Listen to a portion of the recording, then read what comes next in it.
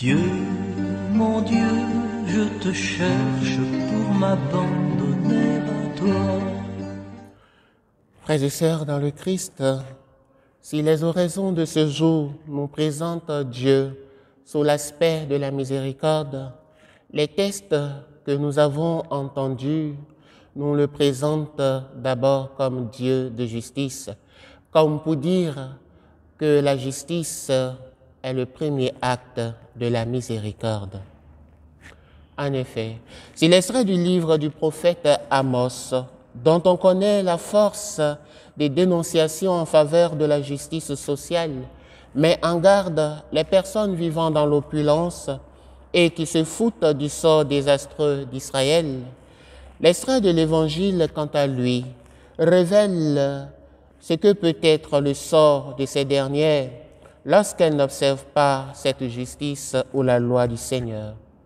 Et entre les deux, l'extrait de l'épître à Timothée nous enseigne ce qu'il faut faire pour éviter cet horrible sort de déchéance après la vie sur terre.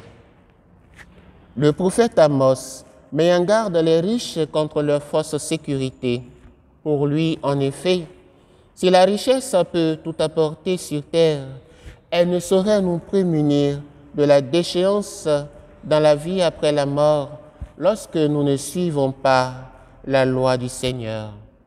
De fait, en recevant les sacrements, en l'occurrence le baptême, nous sommes appelés à la vie éternelle, comme nous le révèle la seconde lecture.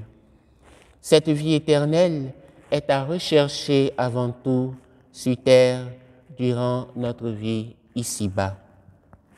Si l'on cherche à appliquer la théorie de la causalité pour faire la lumière sur la cause de la déchéance de ces personnes que condamnent les extraits du prophète Amos et de l'Évangile, il faut plutôt s'orienter vers leur vie comportementale. C'est dire que la cause de la privation du ciel n'est pas la richesse ni la pauvreté. Et la preuve qu'il ne s'agit pas de la richesse, mais du non-alignement à la volonté divine, c'est d'abord la finale de l'extrait du livre d'Amos. Il ne se tourmente guère du désastre d'Israël, et aussi celle de l'Évangile. S'ils n'écoutent pas Moïse et les prophètes, ils ne seront pas convaincus.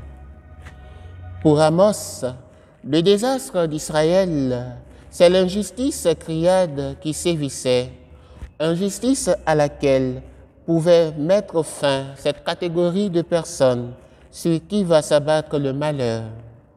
Ici, c'est le fait de ne pas avoir fait œuvre de justice, de ne pas se soucier de la situation générale d'injustice créée dans une certaine mesure par eux, alors qu'ils en ont la capacité et la responsabilité qui leur attire le malheur. En ce qui concerne l'extrait de l'Évangile, il faut noter qu'il commence par « il y avait un homme riche ». Puis, abandonnant ce thème de richesse, l'Évangile se penche en définitive sur l'engagement de Moïse et les prophètes. Or, dans la Bible, ces deux références représentent la loi, la parole de Dieu. Et la parole de Dieu est à la portée de tous. Une autre preuve qu'il ne s'agit pas de la richesse comme cause de perdition, c'est la personne qui renvoie à Moïse et aux prophètes, Abraham. En effet, Abraham était riche à sa mort et pourtant il se retrouve dans le paradis, là où il fait bon vivre. Rappelez-vous sa fortune quand il se sépara de Lot. Ce qui lui avait valu le ciel, nous dit Siracide, c'est le fait qu'il observa la loi du Très-Haut et entra dans son alliance. C'est sa fidélité. De fait, s'il était question de richesse, le bon Samaritain ne nous serait pas donné un exemple, et ce serait même une contradiction puisque nous affirmons que Dieu est le possesseur de tous les biens. Il en est de même pour la pauvreté. En effet, même si les épreuves d'une vie humiliée configurent au Christ souffrant, c'est la conduite du pauvre et sa fidélité en Dieu qui lui ouvre le ciel, non son statut de pauvreté.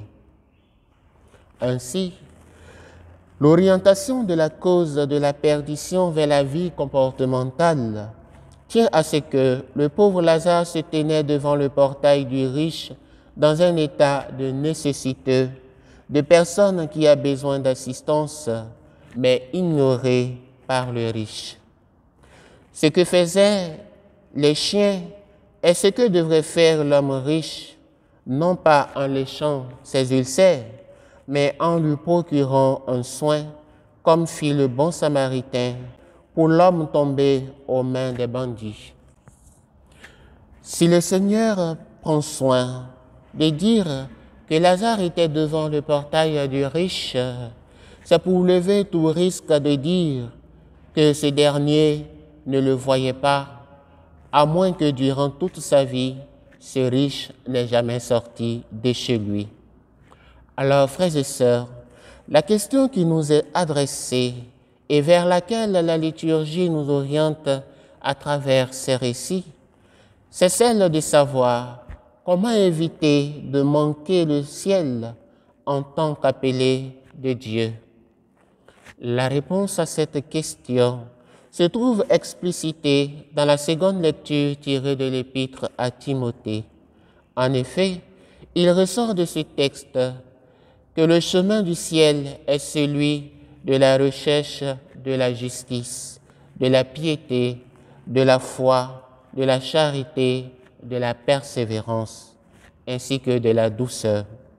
Autrement dit, la destinée de l'homme se joue dans son cœur par rapport à sa pratique de la loi du Seigneur et non par son rapport à ce qu'il possède. De fait, la garantie de la vie éternelle ici-bas, c'est la pratique de la loi du Seigneur, la foi dans le Seigneur et la conduite selon son commandement. Au cours donc de cette Eucharistie, demandons au Seigneur sa grâce, qui nous donne à chacun, selon sa situation, la grâce de l'attachement à la loi de Dieu, afin d'avoir part à la vie éternelle, vie pour laquelle nous avons été appelés. Le Seigneur soit avec vous. Je veux être celui que tu veux que